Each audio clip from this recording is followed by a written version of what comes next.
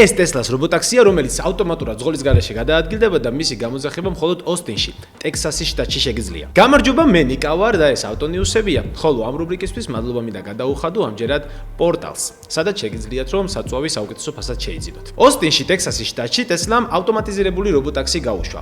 ამაზე ილონ მასკმა თქვა, რომ ეს 10 წლიანი შრომის კულტივაციაა და ახლა უკვე Tesla-ს შეუძლია რომ ავტომატურად მართვადი ავტომობილებით მოემსახურონ მომხმარებლებს. საქმე იმაშია, რომ ეს ყველაფერი ესე მარტივად არ არის, როგორც ერთი შეხედვით ჟღერს. ტაქსის გამოძახება ძალიან იაფად $4.20 შეგიძლია, რადგან ეს სატესტო რეჟიმია, მაგრამ მოყვება Tesla-ს თანამშრომელი, რომელიც მანქანაში იჯდება და გადაამოწმებს რაიმე ისი არ მოხდეს, როგორც არ უნდა მოხდეს. ამით Tesla შევიდა რობოტაქსების ბაზარზე, სადაც უკვე დიდი ხანია არის Waymo, რობოტაქსების კომპანია, რომელიც Google-მა დააფუძნა და თქვენ ჩემ TikTok-ზე შეგიძლიათ ნახოთ ვიდეო, სადაც ამ ტაქსით გადავადგილდები სან-ფრანცისკოში, უკვე წლებია სან-ფრანცისკოში ეს ტაქსი ოპერირებს და საკმაოდ პრაქტიკული და მოსახერხებელიცაა რა.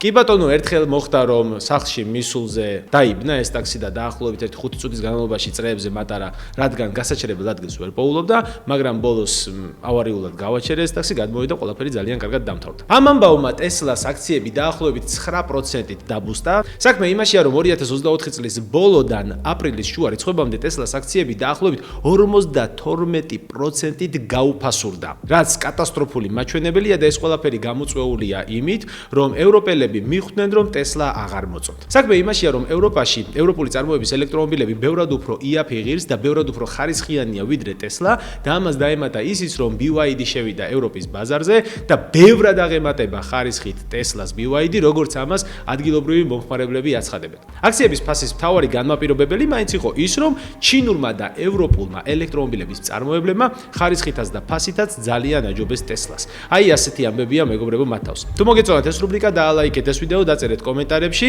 და მე გავაგრძელებ ავტონიუსების რუბრიკას. წარმატებებს გისურვებთ.